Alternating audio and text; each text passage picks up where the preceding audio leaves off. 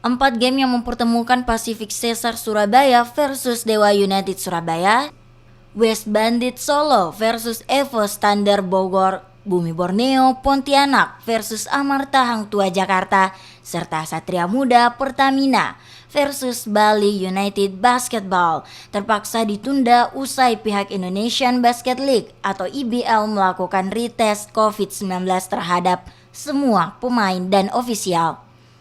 Direktur Utama Indonesian Basket League, Junas Miradiansyah mengatakan penundaan laga di seri 2 Bandung ini dikarenakan ada kasus COVID-19.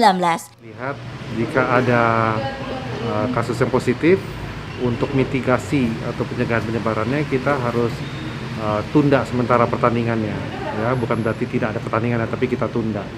Nah, ini bagian prosedur yang memang sudah kita persiapkan sejak awal. Kan kita tahu COVID memang tidak mudah ya, tapi kita harus mencoba untuk bisa menjalankannya sebaik mungkin di tengah pandemi seperti ini.